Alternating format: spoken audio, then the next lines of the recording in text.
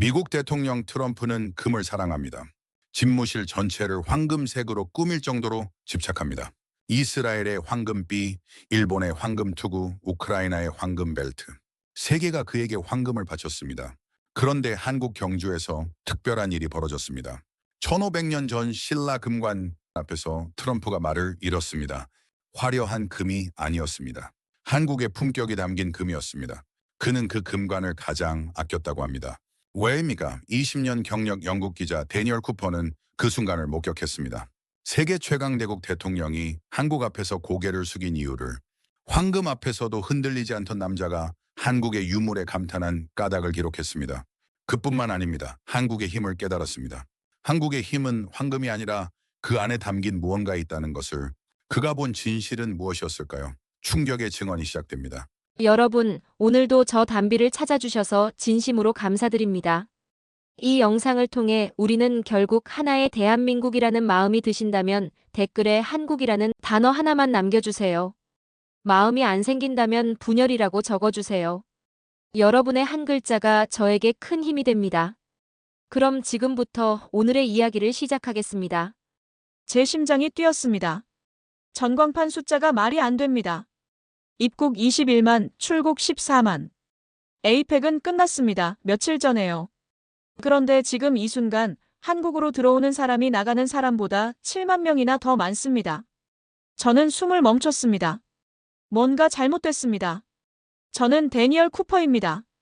영국 런던 출신 48세로 국제문화정책 전문가이자 더 수석 칼럼니스트로 일하고 있습니다. 20년간 유럽연합문화유산위원회 정책 자문을 맡았고 BBC 다큐멘터리 해설위원으로도 활동했습니다. 저는 세상을 숫자로 읽고 데이터로 분석하며 감정이 아닌 팩트로 결론을 내는 사람입니다. 그게 제 방식이었고 20년간 단 한 번도 흔들린 적이 없었습니다. 그런데 지금 인천공항 입국장 앞에서 제 확신이 흔들리고 있습니다. 행사는 끝났고 정상들은 떠났으며 각국 대표단도 철수했습니다. 언론도 카메라를 쌌고 저 역시 베이징행 티켓을 끊어 다음 취재지로 떠날 준비가 되어 있었습니다. 그런데 이 인파는 대체 뭡니까? 캐리어 바퀴 소리가 물결처럼 밀려오고 여권에 도장 찍히는 소리가 리듬을 만들며 환호성과 웃음소리가 천장을 울립니다. 입국장은 축제 같았습니다.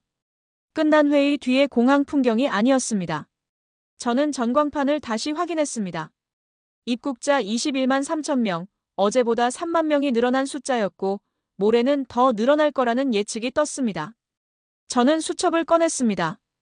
이상한 숫자를 만나면 기록하고 의문을 남기는 것이 20년 경력 기자의 습관이니까요. 끝난 행사 뒤에 왜 사람들이 더 오는가? 무엇이 이들을 한국으로 끌어당기는가? 이건 관광이 아니고 단순한 여행도 아닙니다. 뭔가 다른 이유가 있습니다.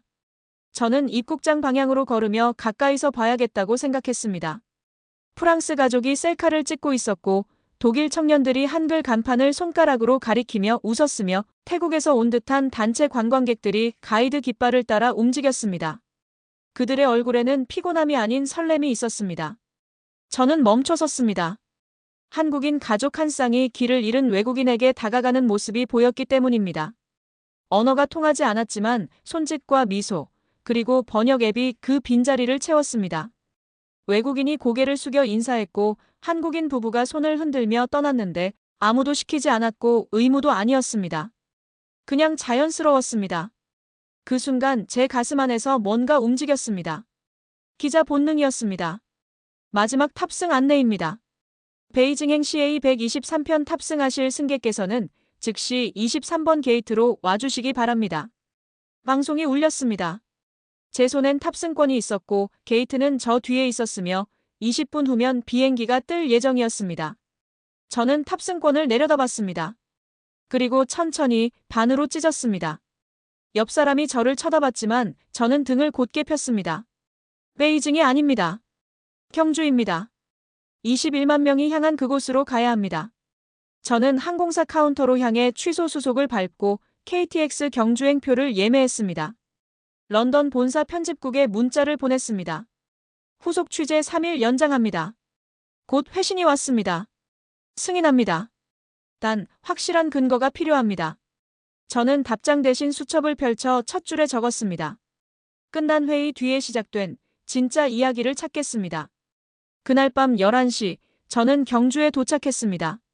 황리단 길거리엔 불빛이 꺼지지 않았고 한복 입은 외국인들이 사진을 찍었으며 전통 찻집에서 가야금 소리가 흘러나왔습니다. 카페 창가엔 한글과 영어가 나란히 적혀 있었습니다. 이건 관광지가 아니었습니다. 참여였고 호흡이었으며 사람들은 구경하는 게 아니라 함께 숨쉬고 있었습니다. 저는 벤치에 앉아 수첩을 다시 펼쳤습니다. 한 줄을 더 적었습니다. 이건 시스템이 아니라 문화입니다. 제 안에서 냉소가 무너지는 소리가 들렸고 호기심이 천천히 고개를 들기 시작했습니다. 다음 날 아침 저는 첨성대 앞에 섰습니다. 높이 9m, 돌 362개로 쌓아 올린 천문대였습니다. 작았습니다. 제가 본 유럽의 대성당이나 중국의 거대한 건축물에 비하면 초라할 정도였습니다. 그런데 이상했습니다. 작은데 왜 이렇게 넓게 느껴지는 겁니까? 가이드가 설명했습니다. 362개의 돌은 1년의 날수를 의미하고 27단은 신라 27대 선덕여왕을 뜻합니다. 이 탑은 하늘과 땅의 조화를 담았습니다. 저는 수첩에 굵은 글씨로 한 단어를 적었습니다. 균형. 화려함이 아니라 정확함으로, 높이가 아니라 의미로 승부하는 건축이었습니다. 그 순간 제 곁에 러시아 가족이 다가왔습니다. 아버지가 아이를 안아 올려 첨성대를 가리켰고 어머니가 조용히 기도하듯 두 손을 모았습니다. 그들은 관람객이 아니었습니다. 순례자에 가까웠습니다. 저는 불국사로 향했습니다. 다보탑과 석가탑 앞에는 침묵의 관객들이 서 있었습니다. 브라질에서 온 청년이 스케치북을 펼쳐 탑의 곡선을 그리고 있었고 프랑스 부부가 손을 맞잡은 채 탑을 올려다보고 있었습니다. 화려하지 않았습니다. 금빛 장식도 없었고 웅장한 높이도 아니었습니다. 그런데 장엄했습니다. 화려함 없이도 장엄할 수 있다는 사실을 저는 그날 처음 알았습니다. 오후에 다시 황리단 길로 돌아왔습니다. 한복 체험 가게 앞에 프랑스 커플이 서 있었는데 한국어를 못하는 그들과 영어를 못하는 주인 사이에 대화가 없었습니다. 하지만 주인은 미소로 그들을 안내했고 손짓으로 옷을 권했으며 거울 앞에 세워 엄지를 들어 올렸습니다. 언어는 없었지만 마음은 통역이 필요 없었습니다. 전통 찻집에 들어갔습니다.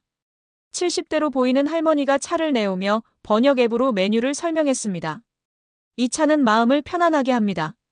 서툰 영어 발음이었지만 그 정성이 언어의 벽을 넘었습니다. 저는 밖으로 나와 거리를 걸었습니다. 편의점 앞에서 한 외국인이 길을 헤매고 있었는데 지나가던 대학생이 자연스럽게 다가가 도와주었습니다. 어디 가세요? 제가 안내해 드릴게요. 누가 시킨 것도 아니었고 자원봉사 배지를 단 것도 아니었습니다. 그냥 자연스럽게 당연하다는 듯이 도왔습니다. 저녁 무렵 한 식당에 들어갔습니다. 한국인 가족이 매운 음식을 먹다가 고통스러워하는 외국인을 발견했습니다. 아버지가 물을 가져다 주고 어머니가 요구르트를 건넸으며 아이가 휴지를 내밀었습니다. 3초 만에 일어난 일이었습니다. 계획된 것도 연습한 것도 아니었습니다. 그냥 몸에 밴 습관이었습니다. 저는 식당 밖으로 나와 벤치에 앉았습니다. 한 노인이 조용히 거리를 청소하고 있었는데 쓰레기통이 아니라 손에 봉투를 들고 바닥에 담배꽁초를 줍고 있었습니다. 지나가던 고등학생이 외국인에게 다가가 번역 앱으로 길을 안내했습니다. 이 모든 게 일상이었습니다. 이벤트가 아니라 생활이었고 지시가 아니라 문화였습니다. 저는 수첩을 펼쳤습니다.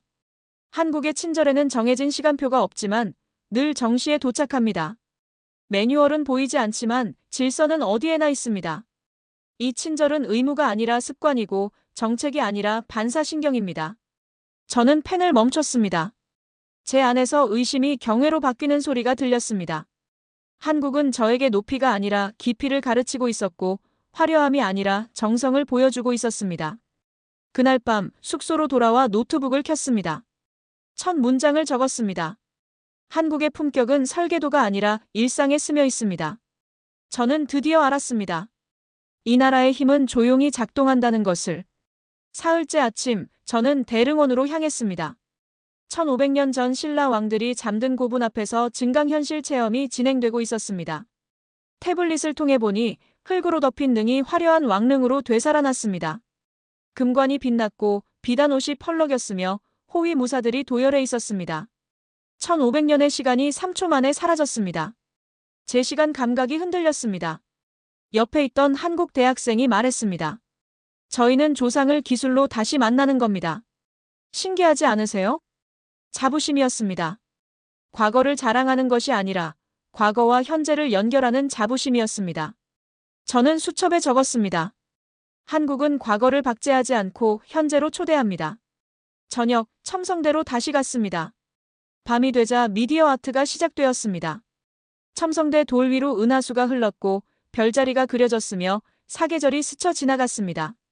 그런데 놀라운 건 따로 있었습니다. 빛이 첨성대를 덮지 않았습니다.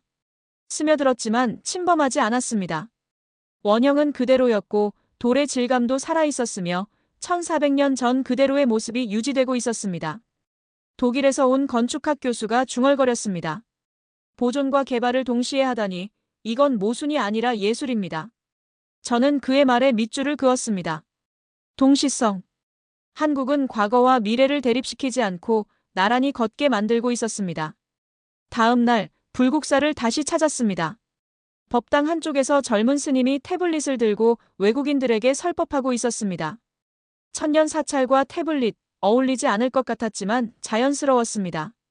부처님 말씀은 시대를 가리지 않습니다. 어떤 도구로 전하든 진심이 중요합니다. 스님의 말이었습니다. 저는 경내를 나와 사찰 옆 한옥 카페로 들어갔습니다. 겉은 전통 한옥이었지만 안에는 와이파이가 터졌고 바닥엔 온돌 난방이 깔려 있었으며 창가엔 충전 콘센트가 있었습니다. 전통 찻잔에 담긴 차를 마시면서 저는 노트북으로 기사를 쓸 수 있었습니다. 이건 위장이 아니었습니다. 공존이었습니다. 저는 경주 시내를 걸으며 간판들을 유심히 봤습니다.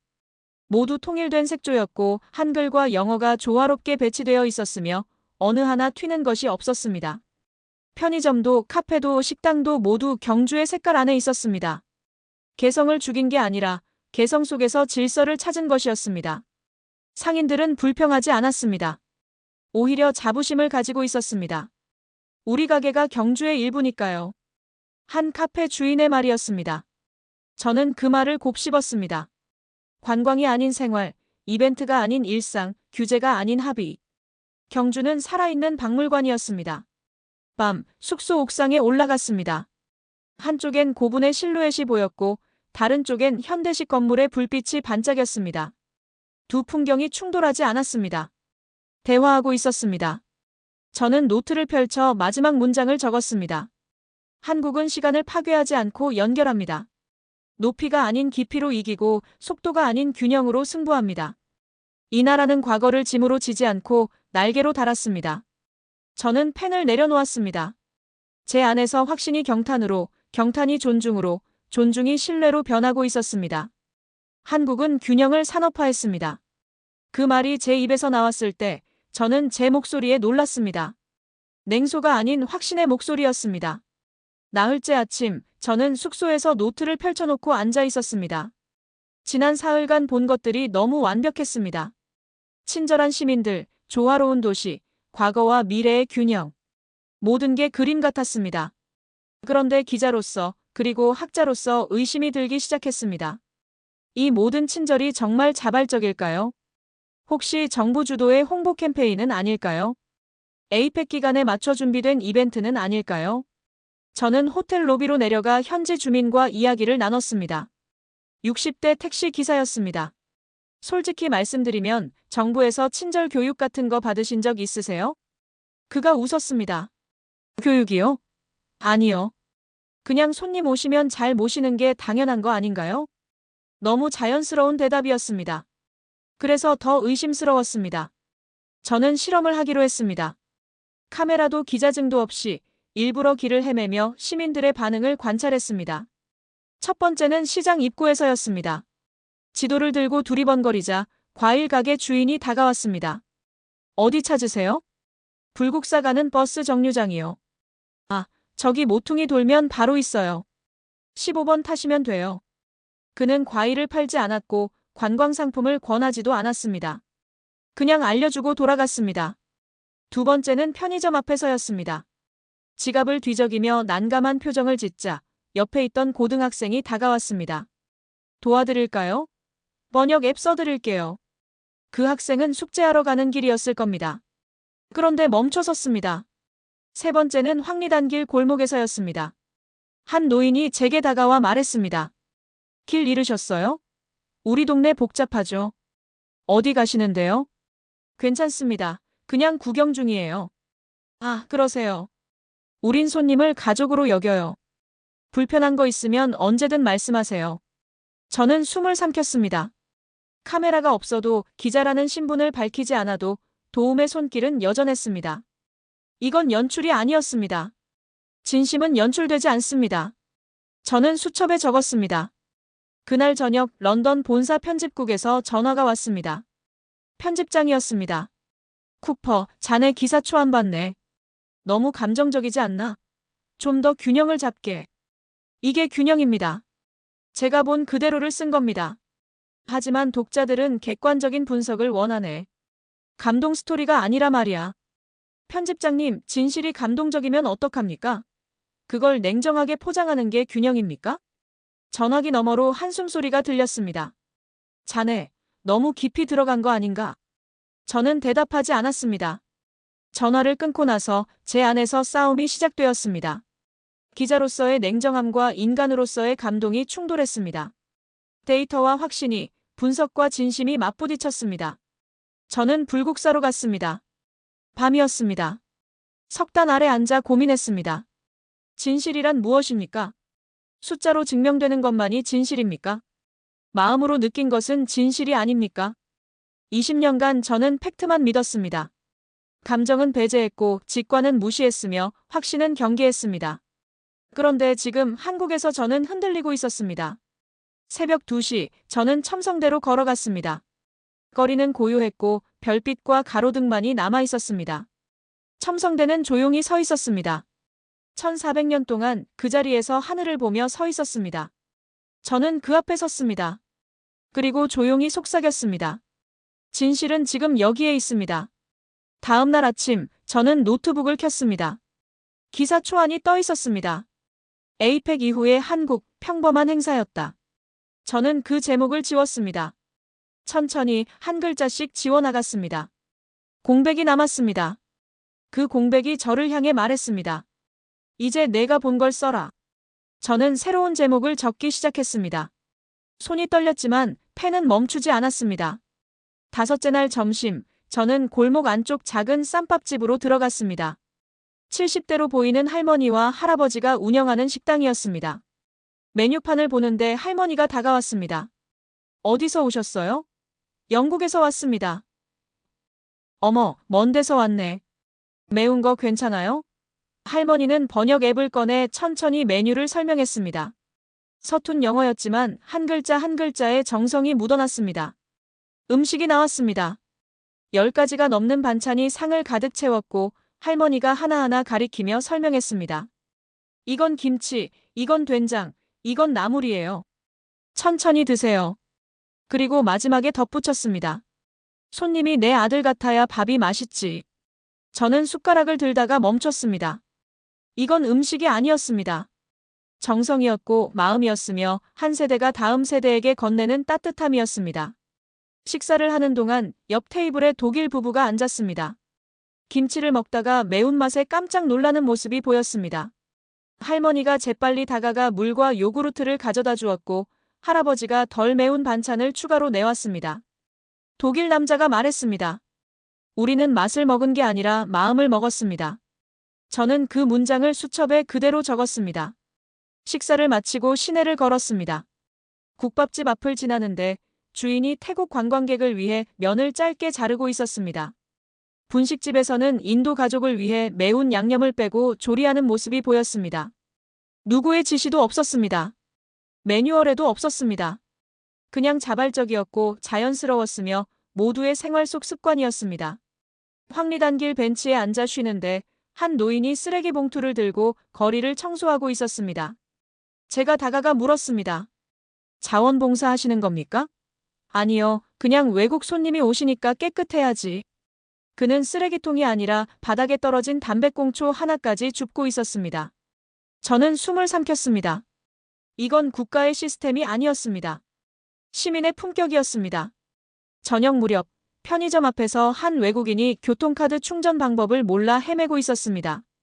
지나가던 대학생이 멈춰섰고 고등학생이 번역 앱을 꺼냈으며 중년 여성이 직접 충전 방법을 시연해 보였습니다. 3분 만에 세 사람이 모였고 5분 만에 문제가 해결되었으며 외국인은 연신 고개를 숙여 인사했습니다. 세 사람은 각자의 길로 흩어졌습니다. 당연하다는 듯이 아무 일도 없었다는 듯이 걸어갔습니다. 저는 그 장면을 지켜보며 깨달았습니다. 한국의 시스템은 눈에 보이지 않습니다. 법으로 강제되지도 규정으로 명시되지도 않습니다. 하지만 모든 눈이 그것을 봅니다. 모든 손이 그것을 실천합니다. 이 나라의 매뉴얼은 배려였고 이 도시의 질서는 마음이었으며 이 사람들의 힘은 정성이었습니다. 저는 숙소로 돌아와 노트를 펼쳤습니다. 한 문장을 적었습니다. 한국의 GDP는 친절로 계산됩니다. 그리고 그 아래 덧붙였습니다. 정성은 기술보다 오래가고 마음은 건물보다 높으며 진심은 정책보다 강합니다. 저는 한국의 밥상에서 문명의 정의를 다시 썼습니다. 여섯째 날 아침 이메일함을 열자 메시지가 쌓여 있었습니다. 베이징 편집국에서 온 것이었습니다. 쿠퍼, 기사 초안이 너무 감정적입니다. 한국을 지나치게 미화하는 것 아닙니까? 다른 동료 기자가 보낸 메일도 있었습니다. 자네, 혹시 한국에게 매수된 건가? 이건 분석이 아니라 찬양이야. 조롱 섞인 문장들이었습니다. 저는 노트북을 닫았습니다. 심리적 압박이 최고조에 달했지만 침묵 대신 행동을 선택했습니다. 마지막 검증을 하기로 했습니다. 저녁, 첨성대 미디어 아트 현장으로 향했습니다. 그런데 하늘이 어두워지더니 갑자기 폭우가 쏟아지기 시작했습니다. 장비가 젖고 관객들이 우왕좌왕했으며 프로그램 중단 위기에 놓였습니다. 그 순간 놀라운 일이 벌어졌습니다. 시민자원봉사자들이 우비를 나눠주기 시작했고 누군가는 장비를 비닐로 덮었으며 또 누군가는 관객들을 처마 아래로 안내했습니다. 누가 지시한 것이 아니었습니다. 리더도 없었고 명령도 없었으며 회의도 없었습니다. 그냥 움직였습니다. 자발적으로 자연스럽게 당연하다는 듯이 협력했습니다. 저는 카메라를 내려놓고 직접 우산을 들었습니다. 한국 청년이 제 옆에서 전선을 정리하고 있었고 할머니가 노트북을 비닐로 덮고 있었으며 아이들이 의자를 옮기고 있었습니다. 수십 명이 움직였지만 혼란은 없었습니다. 질서가 있었고 리듬이 있었으며 보이지 않는 리더십이 작동하고 있었습니다. 저는 그 순간 깨달았습니다. 한국인은 질서를 강요받지 않습니다. 스스로 만듭니다. 15분 후 비가 잦아들었습니다. 장비가 다시 작동하기 시작했고 첨성대 위로 은은한 조명이 돌아왔습니다. 사람들이 박수를 쳤습니다. 외국인들이 환호했습니다. 저는 그 장면을 지켜보며 전율했습니다. 비에 젖은 첨성대 위로 별빛이 번졌고 과거의 돌과 현재의 빛이 겹쳤으며 사람들의 움직임이 하나의 장면으로 완성되었습니다. 저는 수첩에 적었습니다. 이것이 진짜 문명의 힘입니다. 숙소로 돌아와 노트북을 켰습니다.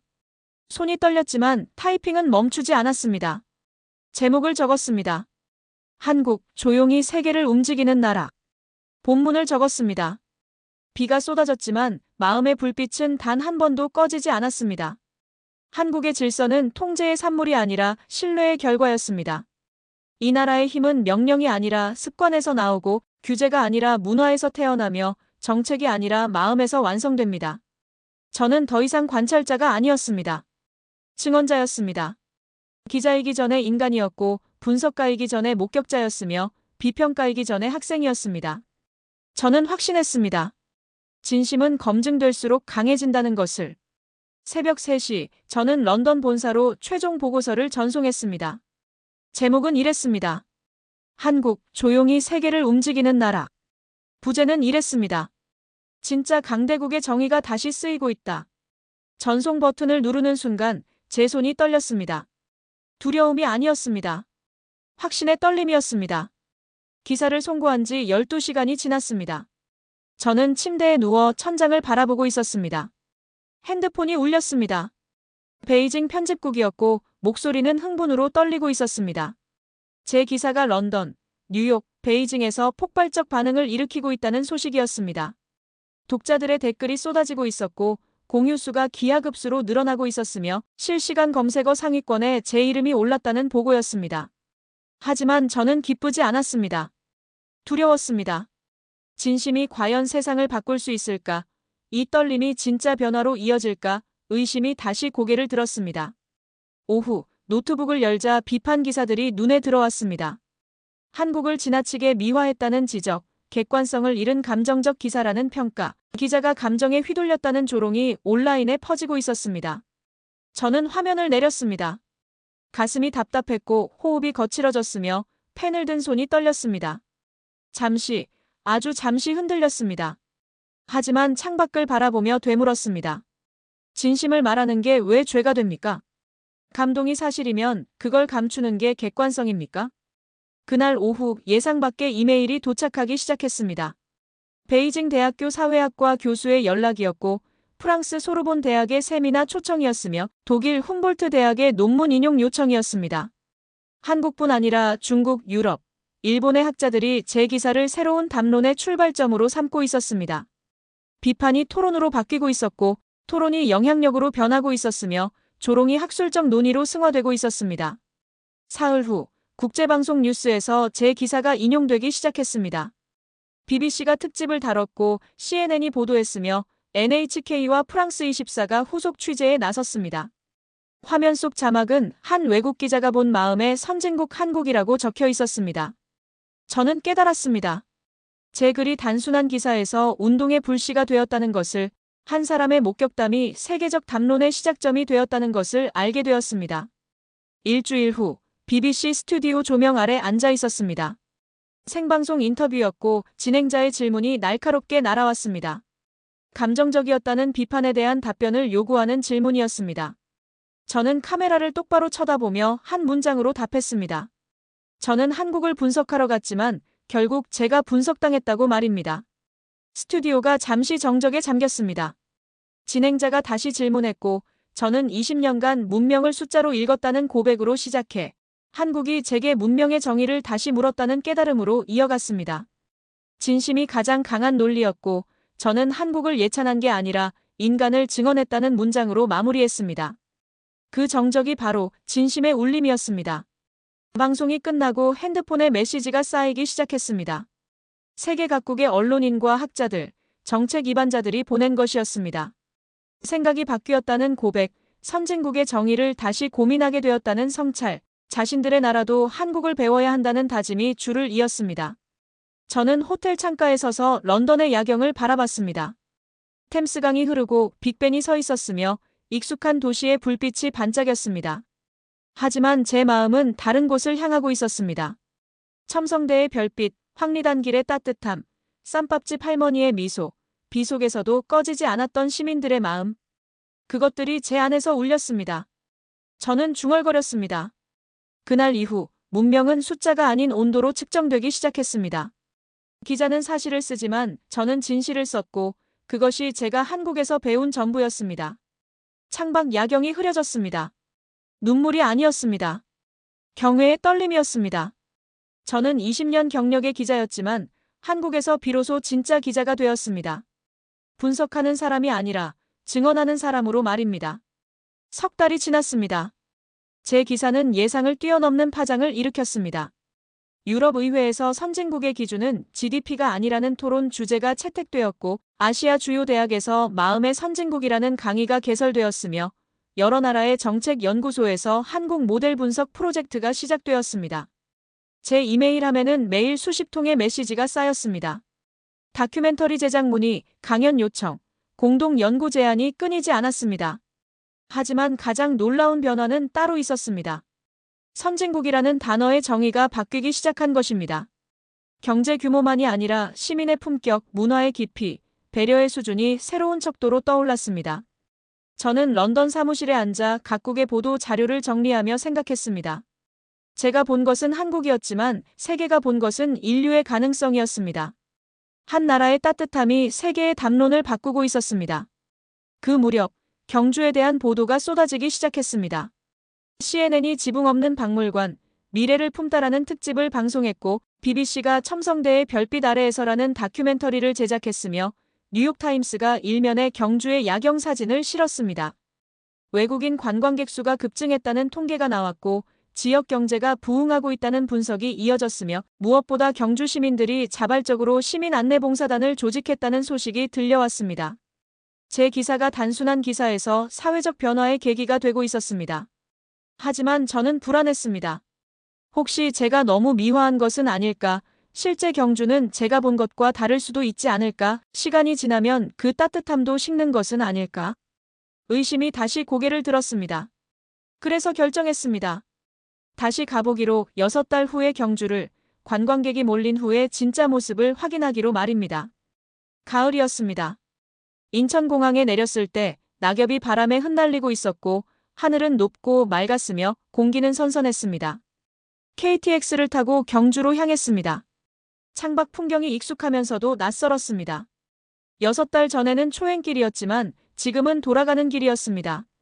경주역에 도착했습니다. 역 광장에는 여러 나라 언어로 된 안내판이 세워져 있었고 자원봉사자들이 배지를 달고 서 있었으며 관광 안내 책자가 여러 언어로 준비되어 있었습니다. 변한 것도 있었지만 변하지 않은 것도 있었습니다.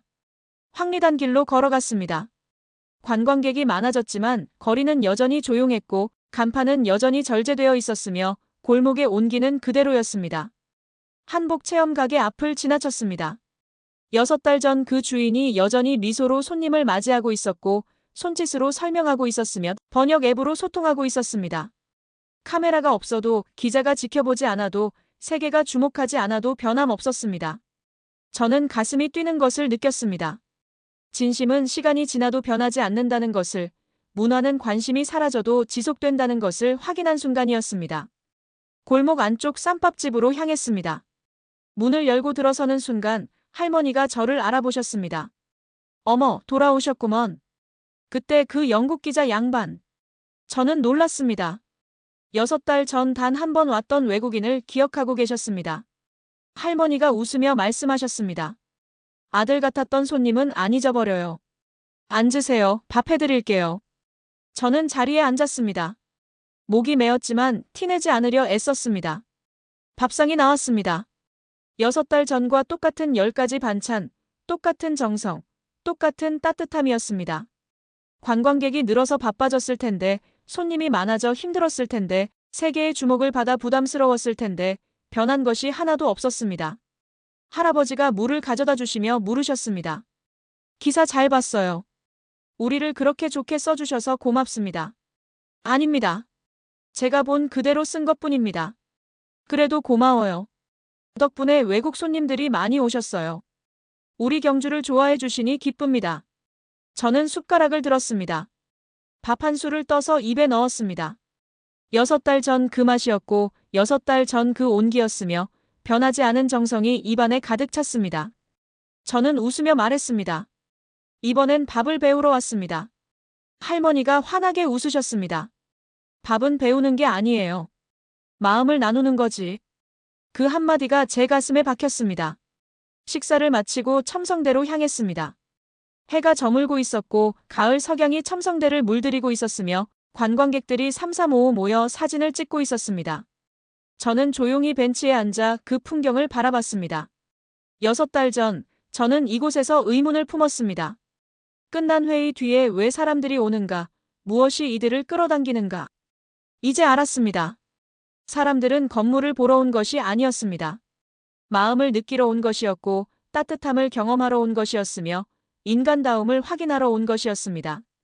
밤이 되었습니다. 첨성대의 조명이 켜졌고 미디어 아트가 시작되었으며 별빛이 하늘에 떠올랐습니다. 저는 수첩을 펼쳤습니다. 6달 전 적었던 문장들을 천천히 읽어내려갔습니다. 이건 시스템이 아니라 문화다. 한국은 높이가 아니라 깊이로 승부한다. 이 나라의 힘은 조용히 작동한다. 모든 문장이 여전히 진실이었고 시간이 지나도 변하지 않는 확신이었으며 지금도 제 앞에서 증명되고 있는 현실이었습니다. 마지막 페이지를 넘겼습니다. 빈 페이지였습니다. 저는 펜을 들었습니다. 그리고 천천히 한 글자씩 적어내려갔습니다. 한국은 시간을 지배하지 않습니다. 다만 시간을 품습니다. 천년의 별빛과 오늘의 불빛이 함께 빛나고 과거의 돌과 미래의 기술이 함께 숨쉬며 조상의 지혜와 후손의 꿈이 함께 걷는 나라입니다. 그 순간 천년의 별빛과 현재의 조명이 하나로 어우러졌습니다. 첨성대 위로, 사람들 위로, 제 수첩 위로 빛이 쏟아졌습니다. 저는 고개를 들어 하늘을 바라봤습니다. 별이 반짝이고 있었습니다. 1400년 전에도 이 별을 보았을 신라 사람들, 지금 이 별을 보고 있는 세계의 사람들, 그리고 저 모두 같은 별빛 아래 있었습니다. 석 달 후 저는 옥스퍼드 대학 강연장에 서 있었습니다. 문명과 미래라는 주제의 국제 심포지엄이었고 50개국에서 학자들이 모였으며 1000명이 넘는 청중이 자리를 채우고 있었습니다. 마이크 앞에 섰습니다. 조명이 밝았고 카메라가 돌아가고 있었으며 통역기를 낀 청중들이 저를 바라보고 있었습니다. 저는 천천히 입을 열었습니다. 진짜 강대국은 다른 나라가 배우고 싶은 나라가 아닙니다. 잠시 숨을 고르고 이어갔습니다. 머물고 싶은 나라입니다. 청중이 조용해졌습니다. 제가 한국에서 배운 것은 기술이 아니었습니다. 시스템도 아니었습니다. 그것은 마음이었고 배려였으며 오랜 시간 축적된 품격이었습니다. 화면에 첨성대 사진이 떠올랐습니다. 이 탑은 높지 않습니다. 하지만 깊습니다. 화려하지 않습니다. 하지만 장엄합니다. 1000년을 견뎠고 지금도 서 있으며 앞으로도 서 있을 것입니다. 다음 슬라이드로 넘어갔습니다. 쌈밥집 할머니의 미소가 보였습니다. 이 미소 뒤에는 정성이 있습니다. 의무가 아니라 습관이고 규정이 아니라 문화입니다. 이것이 한국의 힘입니다. 마지막 슬라이드였습니다. 비 오는 날 첨성대 앞에서 우산을 나눠주는 시민들의 모습이었습니다. 의들은 명령받지 않았습니다. 하지만 움직였습니다. 리더가 없었습니다. 하지만 질서가 있었습니다. 이것이 진짜 문명의 모습입니다. 저는 마이크에서 한 발짝 물러섰습니다. 그리고 마지막 문장을 천천히 또박또박 말했습니다. 한국은 제게 가르쳐 주었습니다. 선진국은 돈으로 만드는 것이 아니라 마음으로 쌓는 것이고 문명은 높이가 아니라 깊이로 측정되며 진짜 강대국은 힘으로 지배하는 나라가 아니라 마음으로 감동시키는 나라라는 것을 말입니다. 강연장이 고요했습니다. 그리고 박수가 터져나왔습니다. 1000명의 손이 일제히 움직였고 기립박수가 이어졌으며 그 소리가 강연장을 가득 채웠습니다. 저는 그 박수 소리를 들으며 생각했습니다. 저는 한국을 통해 인류의 가능성을 받고 한 나라의 따뜻함을 통해 세계의 미래를 상상했으며 조용한 품격 속에서 진짜 힘의 정의를 배웠습니다. 그날 밤 호텔방으로 돌아와 창밖을 바라봤습니다. 옥스퍼드의 첨탑들이 보였고 가로등 불빛이 반짝였으며 고요한 밤이 도시를 감싸고 있었습니다. 하지만 제 마음은 경주에 있었습니다. 첨성대의 별빛, 쌈밥집의 온기, 시민들의 미소가 제 안에서 여전히 빛나고 있었습니다. 저는 노트북을 열어 마지막 글을 썼습니다. 제목은 이랬습니다. 한국이 세계에 보여준 것, 그리고 우리가 배워야 할 것. 첫 문장은 이렇게 시작했습니다. 진심의 시대가 시작되었습니다.